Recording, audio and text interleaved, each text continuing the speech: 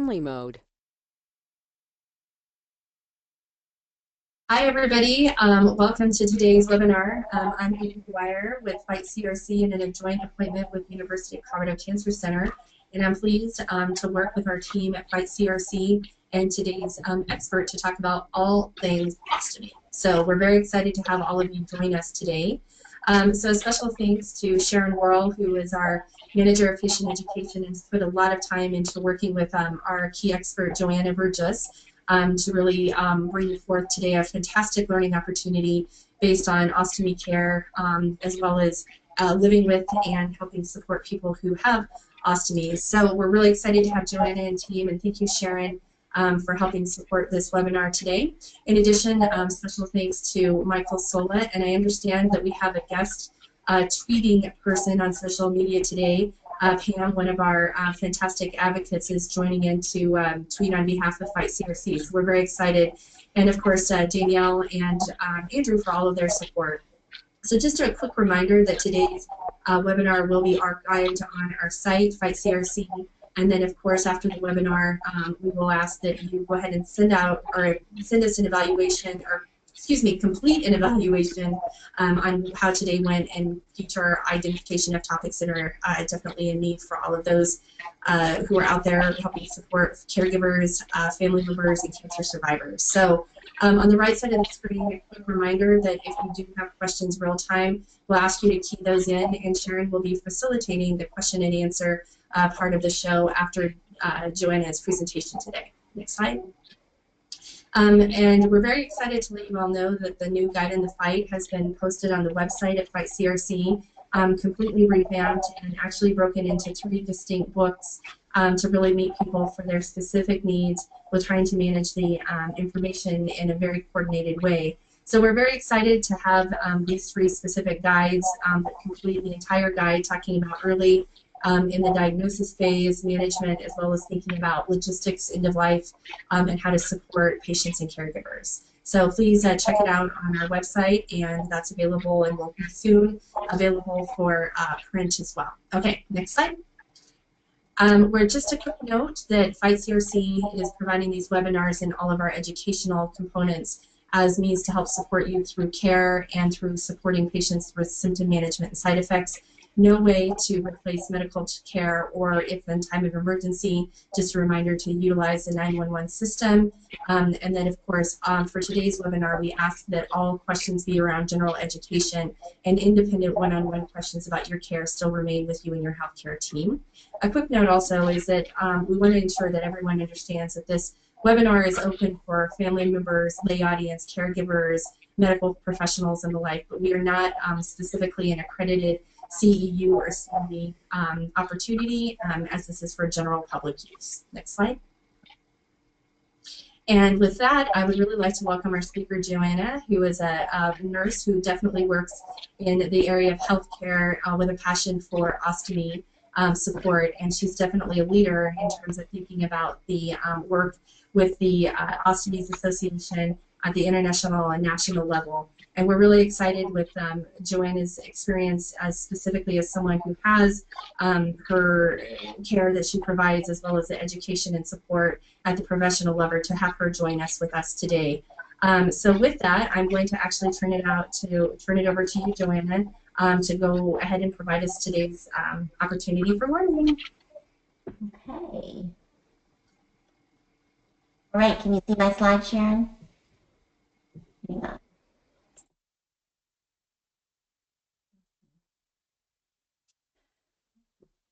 Not yet.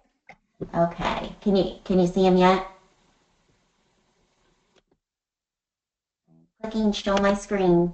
Can you see them yet? Yep, there they are. All right, thank you, Sharon.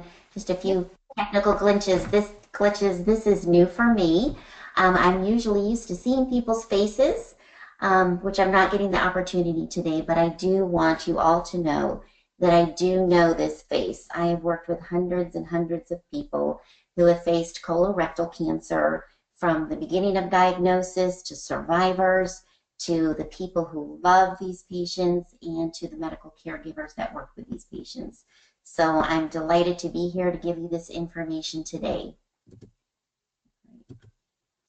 So today we are going to talk about several things. We're just going to talk about colorectal cancer just a little bit. What I really wanted to focus on for this discussion today is really the ostomy part of this, because this seems to be the part that, of course, most patients are very worried about. And I wanted to give you some examples of really what it's like to live with an ostomy. So those are going to be what we're going to focus on. I do want you to keep track of the questions that you might have because I think we're going to have a pretty good discussion here today. So first, I just wanted to show you that there are the many faces of people who've had to face surgery for an ostomy, from the very young to the old. And if you look at that picture right in the middle, that is myself at age 6 in a swimsuit. And I'd had my ostomy at that point for 3 years. I was diagnosed at the age of 3. And there you can see myself back in 1965. So now you can all guess my age. But there I am in 1965 with my big sis helping me blow out my birthday candles. And it was at that time that my mother noticed blood in my urine and that I would cry when I would have to go to the bathroom. And a quick trip to the doctor's office, I soon got a diagnosis of a type of sarcoma of the bladder. So that was my first ostomy at age 3 in Boston Children's Hospital. I had what's called a cystectomy, which was a removal of my bladder and the creation of a little pouch to hold urine.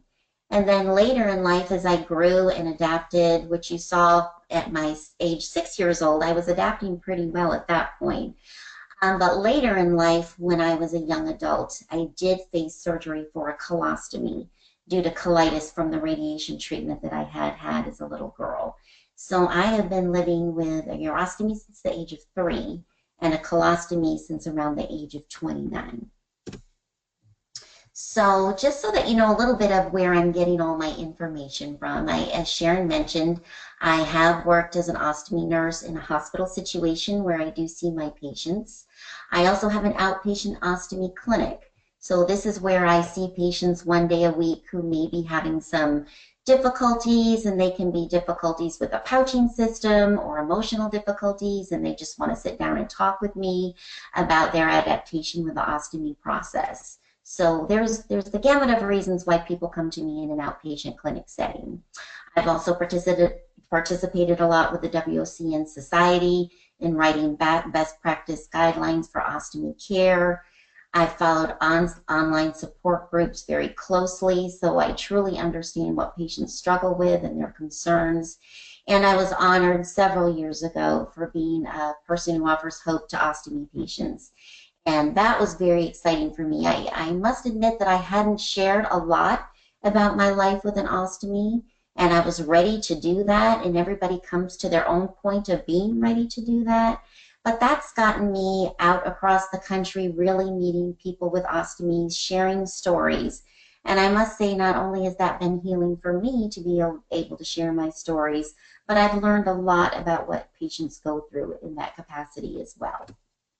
So just a little bit about colorectal cancer. It is, and I'm sure you've known this through the website Fight Colorectal Cancer, that it is the 3rd most common cancer diagnosis among men and women combined in the United States. And colorectal adenocarcinoma accounts for the majority of those cancers. There are other types of colorectal cancers, hereditary types, different types of cancers, and we're not going to get into that today, but I really encourage you that to find out what type of cancer you had. I grew up not knowing what that cancer was. All I knew that it was a very serious cancer, that it almost took my life. I was given a 10% chance of surviving that cancer. And it wasn't really till I became a nurse that I found out what kind of cancer it was, which turned out to be a rhabdomyosarcoma. And just studying that information and knowing that information has helped me greatly. And I think it's important to really know your medical history. So basically, I also think it's important to know a little bit about the GI system, because this is the system that's involved for you, and understanding it is going to help you understand, when we get to talking about the ostomy, some of the important things about ostomy care. So basically, your GI system, also called the digestive system, It's this whole tract that starts from your mouth and works all the way down from your esophagus to your stomach, to your large intestine, to your small intestine, to your rectum, and finally your anus is where it's all completed. Basically, the digestive system is exactly what it is. It's the way you digest food. So a lot of that digestion occurs in your stomach, a lot of it, but a lot of it, and this is key and this is important, a lot of the digestion occurs in the small intestine. And you're going to understand when we get on with this why that is so important. Nutrients are mostly absorbed in the small intestine. After all that digestion and absorption occurs, it's going to build up waste, which is going to move into the colon. And it's in the large intestine, or what we call the colon, is where water is absorbed.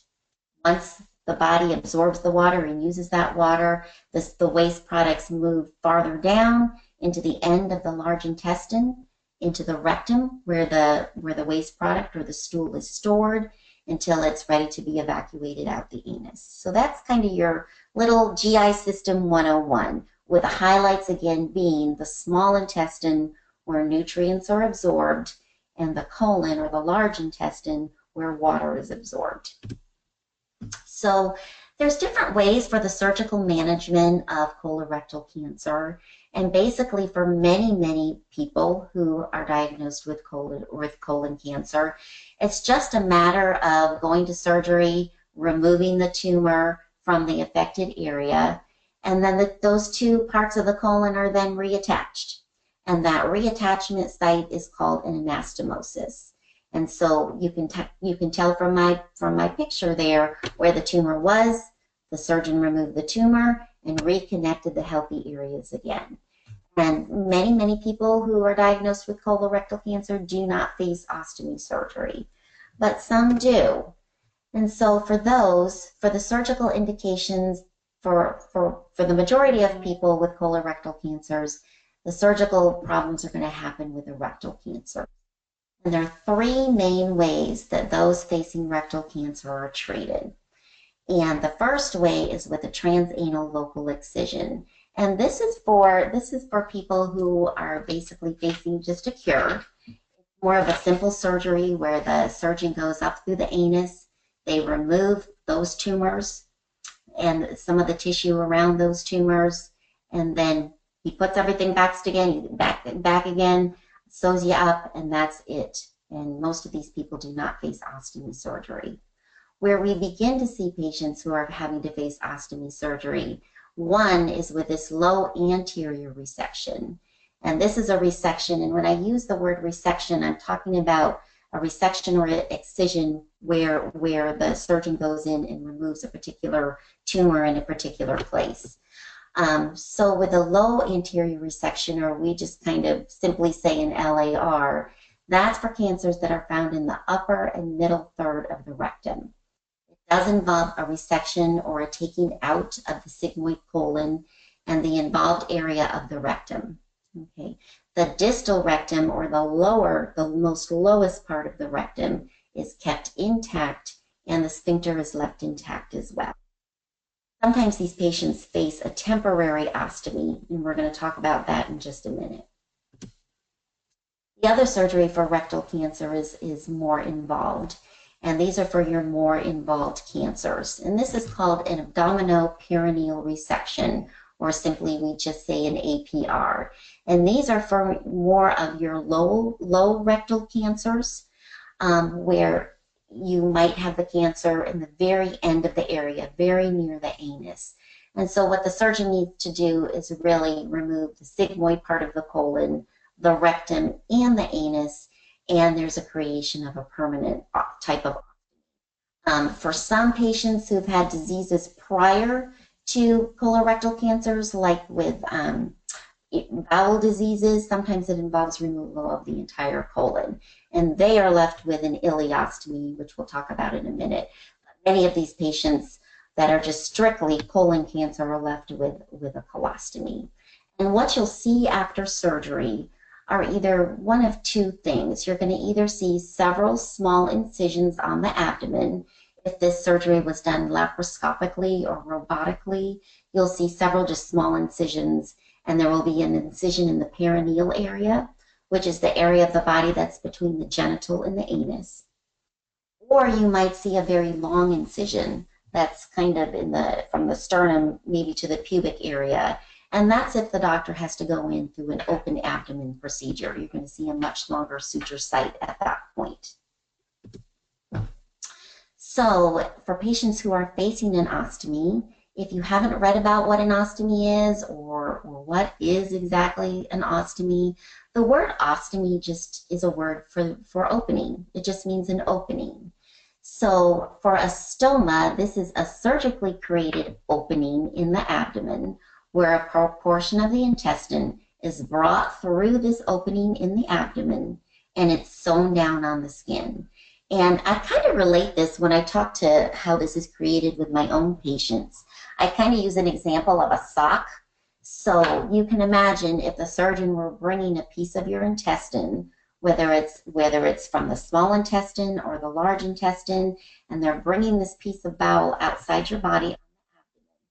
Once it's on the outside, and you'll see that in that first picture with the formation of the stoma, they lift that piece of intestine outside the body, and they simply fold it over like a sock cuff, like if you were putting your socks on and creating a cuff at the top of your socks.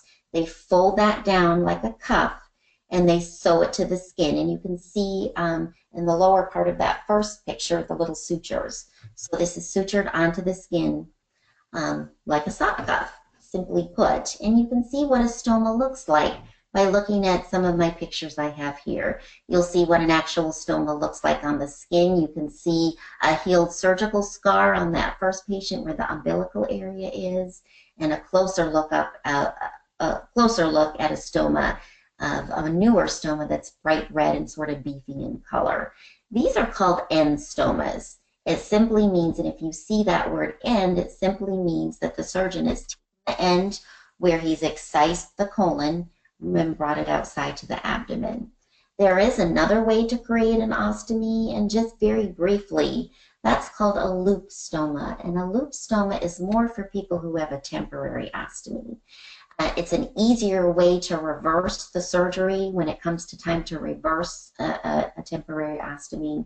So what the surgeon simply does is he pulls a loop of the bowel. You can imagine, you know, if I were holding a rope, if you were able to see that in my hands, and I just pulled that rope or the loops of your bowel outside your belly, what he does is he puts a small catheter under that loop of bowel, and then he makes a small excision on the top, and again he folds it over like a sock cuff.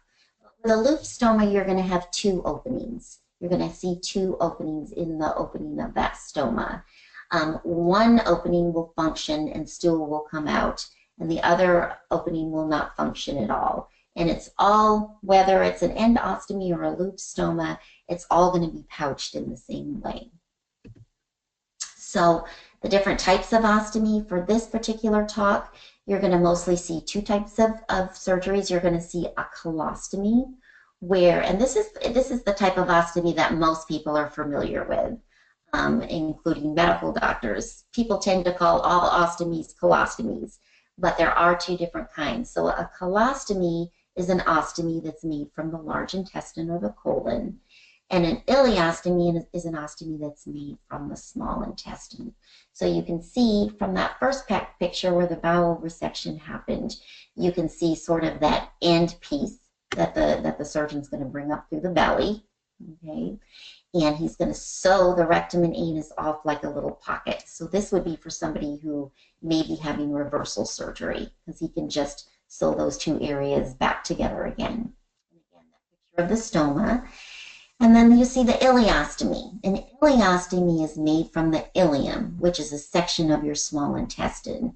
It's actually the very end of the small intestine. Your small intestine is very, very, very long. And because it's so long, and anatomically, they've divided it into three sections. So just know that the ileum is the very last section of the small intestine. Okay, so why do people face an ostomy with colorectal cancers? So usually an ostomy is either usually temporary, and a temporary diversion protects that healing incision that's happened inside. that anastomosis area where the surgeon has sewed two ends of the bowel or the colon together. Sometimes he's seen that that bowel needs a little rest, and we don't want stool going through that area.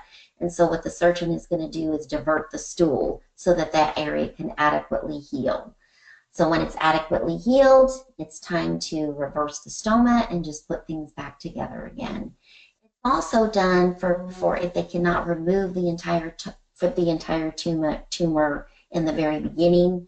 And so if the tumor is obstructing the passage of stool, to relieve that pressure, a surgeon will often do a temporary ostomy in those situations as well. And then again, for a permanent ostomy, or for those surgeries where somebody's faced a whole removal of the colon, or we can no longer, the anal area is affected, or we can no longer have continuity of the bowel. And so we have to have an ostomy to survive. So that would be the permanent type of ostomy. So how do you prepare for ostomy surgery? And these are the questions I have gone on to online support groups and polled people and asked them really what were the questions that were going through your mind when you were facing ostomy surgery. And I can relate this to myself as well. I was too young at age 3 to ask these questions myself. These are certainly the questions that my parents had. And these are the normal questions. So if these are the questions, if you are facing ostomy surgery, these are the common questions, the normal questions to have sort of going on in your mind. And the number one, I don't have it listed number one, but I'm going to say this is number one because when I go into a patient's room, this is the first thing that usually people ask me. They want to know if there's going to be any odor or what's the hygiene going to be involved with. This seems to be the number one question. And it usually relates back to when I've questioned some of these patients is that they either had a family member or someone, way back in the past that maybe did have some odors. And this is a true concern. Way back in the day, probably in my beginning days of having ostomy surgery, there was some odor. Pouches weren't always odor proof, but nowadays all pouches are odor proof. And we work very diligently with patients to make sure that odor does not happen. And there's also many ways to work with odor. There's drops that you can put in pouches to make sure that there is no odor happening. Also, a big one is, why has this happened to me? And with any kind of diagnosis, with any type of cancer, this is also a first place where people, why me? Why has this happened to me? How am I going to manage this ostomy?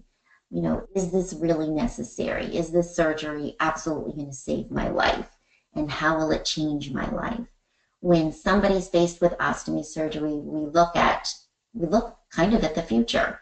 We're sort of shocked into place with a new diagnosis, but we do look to the future about why and how and all of those questions. And also for many younger ostomates and even older ostomates, I shouldn't just say younger, because we have intimate relationships for most of our lives, is how am I going to handle those intimate relationships? How am I going to tell my partner? How am I going to tell the people that I love? And these are all things that we can talk about going further into this talk. And these may be questions that come up later toward the end of the talk, which I'm very happy to talk about. So again, these are the major concerns. And I would recommend that if you're spinning and you're concerned, and these are the questions that are sort of spinning around your mind, that the people to talk to really are your ostomy nurse, your loved ones, and sometimes in the beginning we have to push ourselves from behind to talk about these questions. It's normal to have these questions because we're not used to talking about how we go to the bathroom. So it's an intimate discussion, but I welcome you to sort of push yourself from behind, to encourage you to bring up these questions if you're not comfortable with it yet. But they're all very important, and it's important to get these out into the open. So again, being informed. It's very important that you find your support system. Who are the important people in your life that can go on this journey with you? It's very important that you don't feel alone in this process. And that person may be a family member, a spouse. I've had best friends that stepped up to the plate to help my patients. If you're finding that you are feeling alone in this and you don't have someone, every hospital has social workers. We can seek out people to help you through this process. You don't have to be alone in this process whatsoever. It's also important that you be very proactive in understanding the kind of surgery that you're having. As I mentioned in the beginning, know the kind of cancer that you have. Know the kind of ostomy that you're going to have. Now that we're beginning to talk about this, some of these words will become more familiar for you, and you might keep a notebook and jot down some of the words that you don't understand, like further researching ileostomy and colostomy. I really recommend the more you understand about the surgery that you're going to have and what you're facing, the fears tend to dissipate. You still may have some fears, but I feel the more you're educated and you know, those fears begin to dissipate. It's very important to visit with your wound and ostomy nurse, and she will spend a lot of time with you. And she can even reach out to your local United Ostomy support group. It's in these local support groups. We have a national United Ostomy Association of America, but we also have sub-support groups. And we can help you find where those support groups are. Because in many of those support groups, we have educated patients to be advocates for patients and to go in and sit down with patients about what does it really feel like to have an ostomy? What is this real life experience? And that can transport patients to a whole nother world of comfort. I know I'm in the unique experience that I get to do both of those things. I get to be an ostomy nurse, but I also get to share with my patients that I have been on this journey with myself. I know what it feels like. I know your fears. I know what you're about to face and what you may face in the future. So sitting down with someone to talk and get this all out in the open. And don't be afraid to do that. I've often had nurses call me and asked if I would talk to a patient. And I've exchanged numbers, and sometimes that patient has never called me. And it really is about, they're just afraid to talk about it. They're afraid to talk about going to the bathroom. So again, if you can encourage, if you're a healthcare provider, if you can encourage your patients to really have this discussion, or if you are a patient about to face this surgery, if you can really find that person to talk to, it's going to make, trust me, it's going to make a world of difference before you go into surgery about what this is going to be like. So what to expect the days as you anticipate your surgery, what to expect prior to your surgery. Again, hopefully you will get a chance to meet with your ostomy. Ideally, it's best to meet with your ostomy nurse before surgery. And now we're seeing some hospitals setting up special classes for people so they get to meet their ostomy nurses, they get to understand the surgery a little bit better. And what the nurse or your doctor or the ostomy nurse is going to do is basically review what the ostomy care is going to be like, what a pouching system looks like. He or she is going to give you one. You're going to touch it, you're going to feel it. You may even put one on your skin just to see what it feels like. And it's important to know that the pouch is going to be important because you're going to no longer have the ability to feel like you do now when you have to go to the bathroom or when you're going to expel gas. So the pouching system is going to be an intimate part of your life for a while or permanently, and it's important to get a look at it and feel it. The ostomy nurse or your medical provider is also going to answer questions on the basics of living with an ostomy. What's it like? What's it like to take a shower, a bath? What's it like to eat? The sensations that you may be feeling on your skin, all of those things. And one of the most important roles that an ostomy nurse does. And if you're facing surgery and nobody has brought this up, I encourage you to talk to your medical provider about this. It's very important that an ostomy nurse decides with you where the best place is to have that stoma or that piece of colon that's going to be brought outside your body. And I recommend that because the surgeon, when your surgeon does surgery, Your surgeon basically sees you in just the lying down position on the surgical table. What an ostomy nurse is going to do before surgery is she's going to look at you standing up, sitting up, bending over. We want to know what your belly looks like in everyday existence, not just when you're laying down, because your abdomen has skin folds and contours, and we want to make sure that we get that stoma in the best place where you're going to be able to take care of it independently. So again, if you're a patient, really advocate for that. If this all seems new to you, go out and talk to your doctor or your surgeon about, I need to meet with my ostomy nurse. Surgeons definitely agree with the Ostomy Society that this is a very important thing. If you're a nurse, make sure your surgeon gets your ostomy nurse and gets this happening. I meet mostly either in an outpatient setting and do this education for my patients, or I do this either the day before or hours even before a patient goes to surgery. So I get out my little marker and I put a little X, and X definitely marks the spot. Sometimes I have a mirror and the patient and I look at this together and we decide, okay, when you're standing up and you're in your bathroom and think about changing this pouch, where are you going to be able to see this the best? A colostomy is usually marked in the left side of the abdomen. An ileostomy is usually located in the right side of the abdomen. And that's because anatomically, this is the closest location that a surgeon is going to be able to move those areas of the bowel. Patients who said, and again, am I stressing this too much? I can't stress it too much. That patients, this is what patients, when I talk to many patients about what it was like to have this preoperative counseling, they were so grateful looking back that they had time before surgery, before they may have had discomfort from postoperative pain, before they were on medications for pain, that they did have this time with their ostomy nurse or their medical provider to ask all of these questions, that it certainly made the process after surgery much better for them. They felt much more confident in what they were going to be doing. And they, in general, felt much better about going into surgery as well. So what we look at in the postoperative phase, once this is over, you've met with your ostomy nurse either weeks before or days before, maybe hours before, you're waking up the day after surgery. These are the things that we are going to be looking at after you have your operation. You're going to have ongoing assessment by a nurse of the stoma, and that's nurses on the floor, and that's your ostomy nurses as well.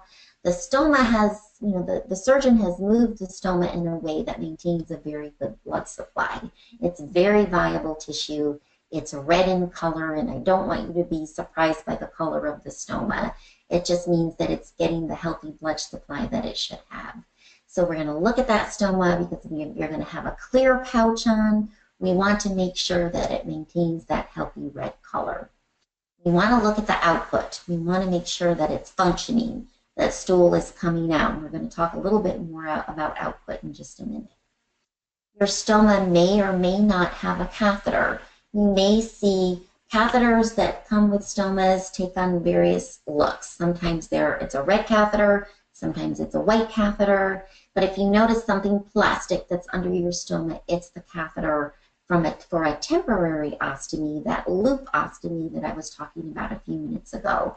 And that catheter just helps keep things above the skin until the stoma is going to go through a maturation process, just as it evolves and matures. And we just want to keep it up on the skin with that loop ostomy for a while before we take that catheter out.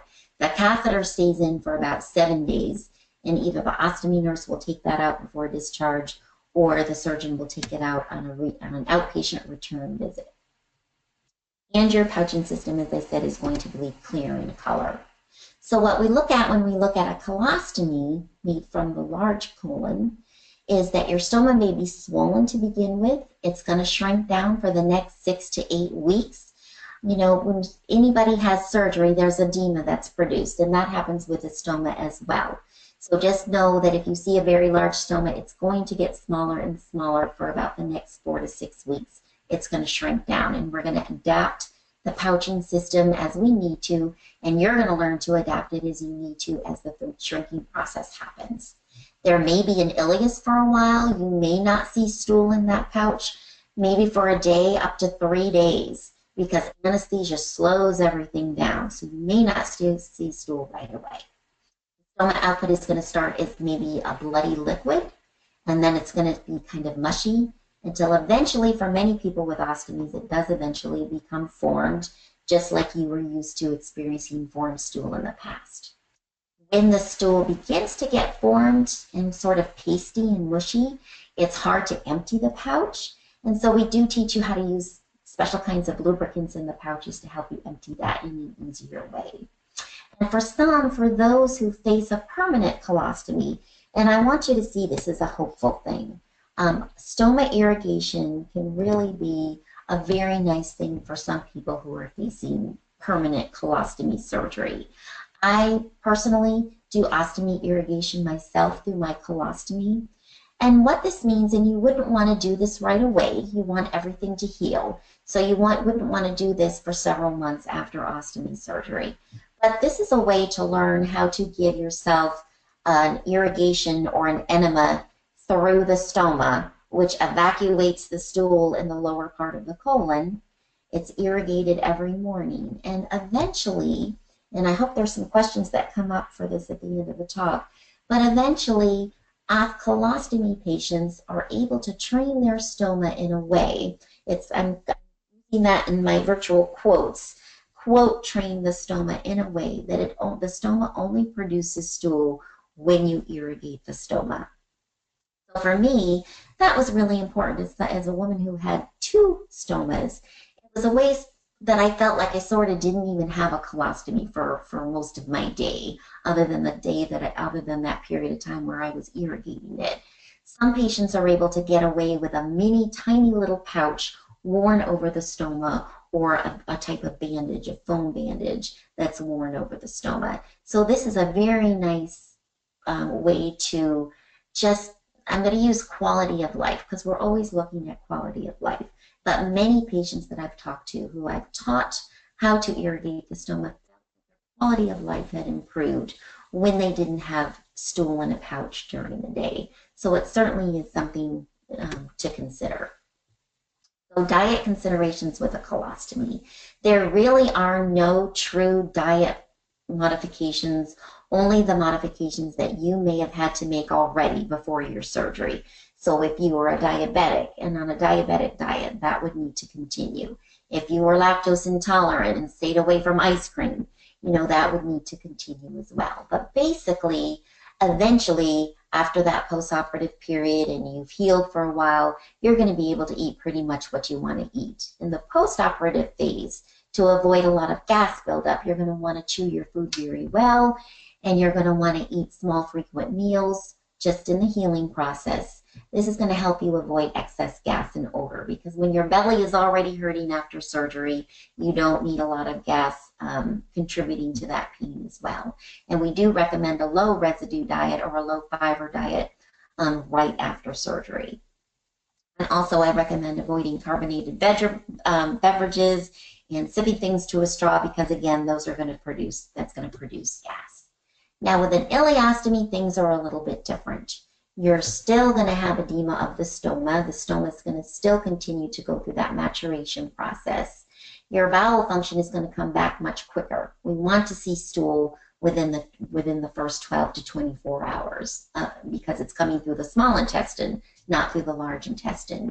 It's going to be a different color than you're used to. It's going to be very, very, very liquidy at first, almost a greenish color, and it really does not have a lot of odor in the very beginning. Initially, sometimes with some patients, we see a whole lot of output. We just see huge volumes of output, and we really have to be careful of dehydration in those patients. And we have to supplement with fluids and be very, very disciplined in how we're monitoring the output for those patients. But your bowel will gradually adapt until your stool gets to be more mushy. The stool will never be formed in the way that it was before. At the most, it's going to be sort of a soft, mashed potato-y type of consistency. And these patients are at risk for breakdown of the skin around the stoma, We call that area the peristomal skin. Just because of the digestive enzymes. When we first started this talk, we talked about the small intestine being the place where there's a lot of digestion going on and absorption of nutrients. Those digestive enzymes can be very caustic to the skin. So it's very important in those initial days to get a very good pouching system. If a patient goes home and they're constantly having leakage, we need to remedy that as quickly as we possibly can. So other special considerations is to keep hydrated. We recommend 10 to 12 glasses of fluid a day. And basically, simply, what I tell my patients is every time you empty that pouch, you need to supplement with some kind of fluid. And patients, it's hard to drink, especially when you're first post-operative. But keep if you've got a fun glass or a nice water container, there's lots of sports containers out there. Get your grandkids or your kids to decorate a container. Whatever gets you to drink, that's going to be very, very, very important.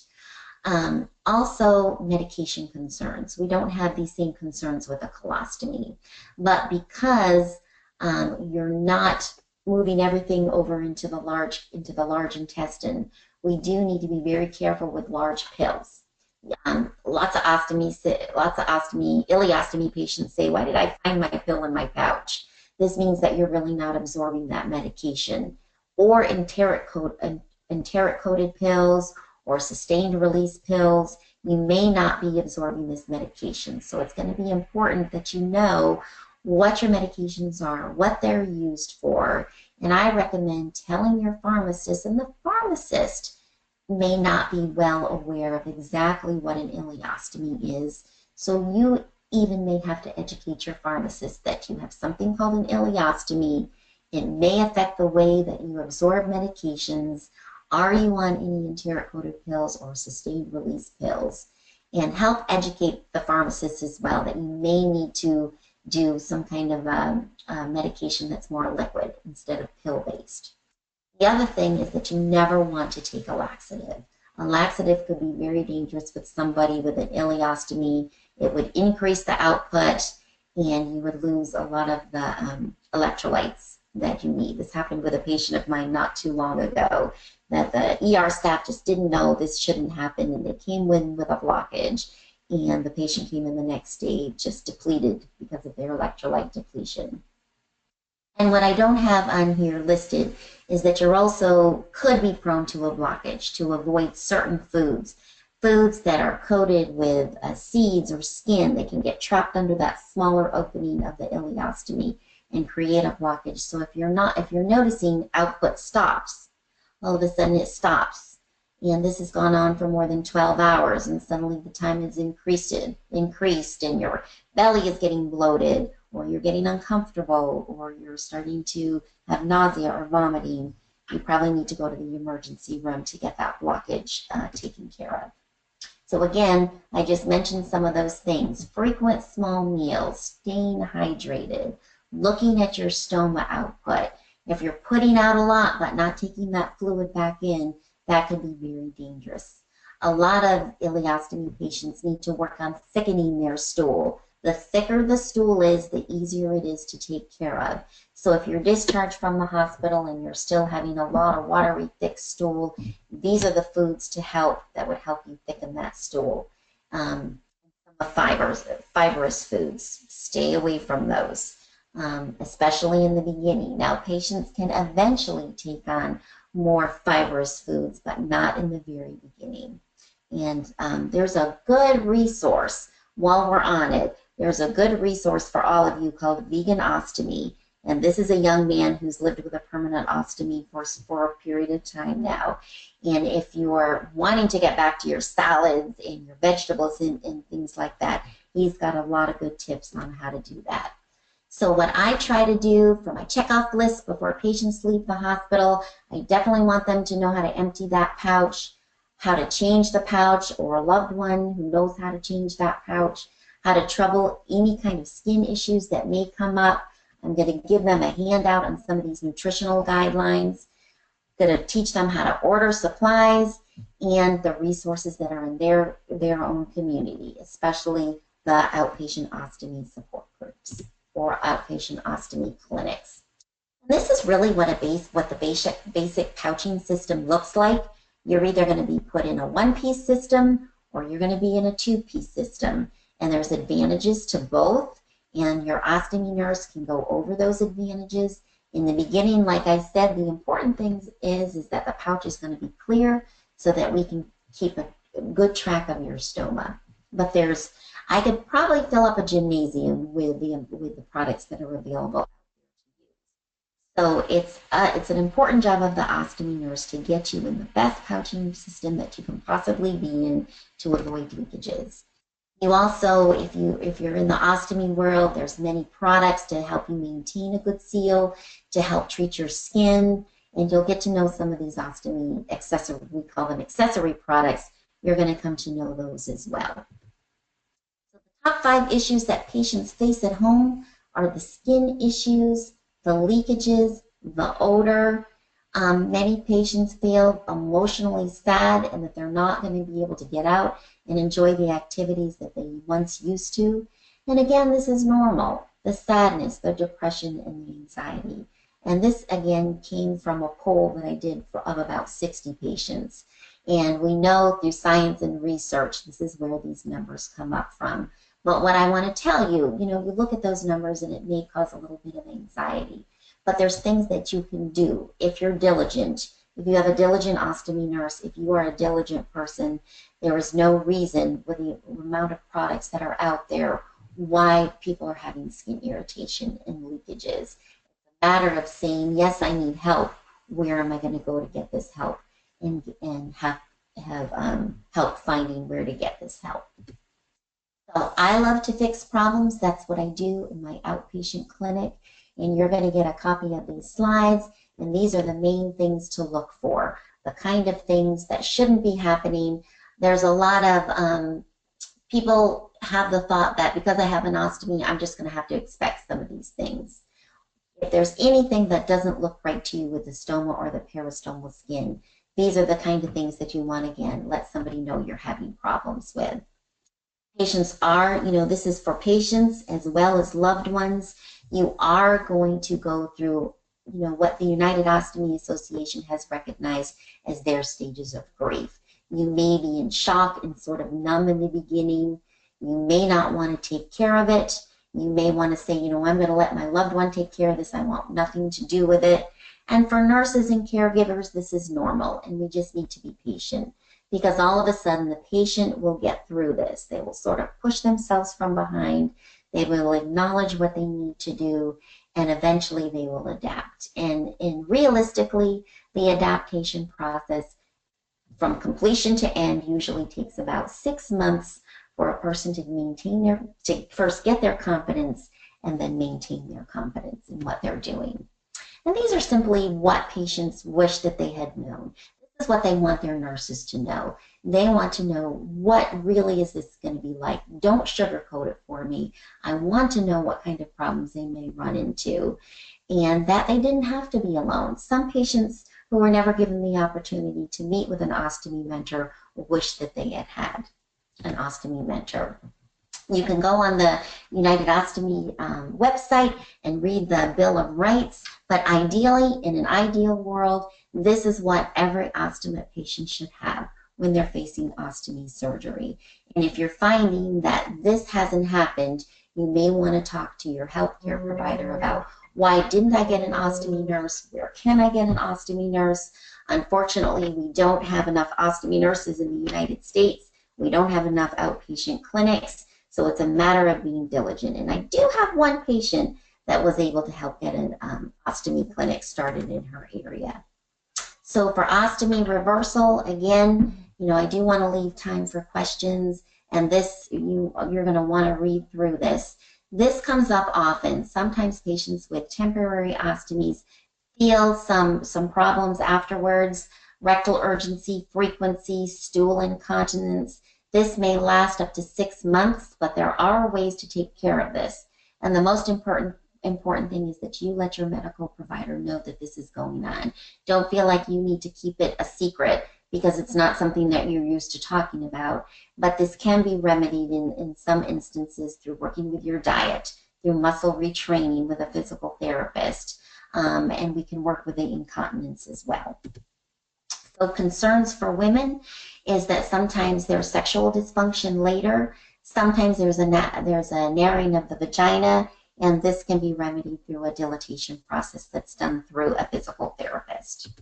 Okay, and I just want you to be able to go out and live your life with an ostomy. I want you to know that you can travel, you can eat, you can have intimacy. That's a picture of me getting married. You know, at one point I would have thought, is this ever going to happen in my life? But you will realize that many ostomy patients just live basically normal, healthy, wonderful lives in the way that you want to. And you can go to Facebook and meet a lot of these patients. Again, I want to save some time for questions, like Karen Lewis, who's a marathon runner, who's raised thousands and thousands of dollars for the American Cancer Society in her marathons and in her running, who's lived with a permanent ileostomy for many, many years now. Again, Randy Henniger, who teaches veterans how to take care of ostomies. He talks with many, many patients, and I'm often calling on him to talk to patients. And Justin Blum, who has lived since he was 40, he's in his late 60s now, who's worn the uniform of the United States Army and proudly represents it while wearing an ostomy at the same time. So resilience is the word. That's the word we've taken on the United Ostomy Association, is pushing yourself from behind. You know, sometimes we have to do things that are a little uncomfortable in order to get to the place in life that we want to be. Those are your resources and more resources. Again, get on these online support groups because they can be very, very helpful. So I hope we have some time for questions, Sharon. Are you there? Yep, I'm here. Thank you so much, Joanna. Give me just a moment here. Let me pull up some questions. And this is my family and my husband and my furry bees, who are my children.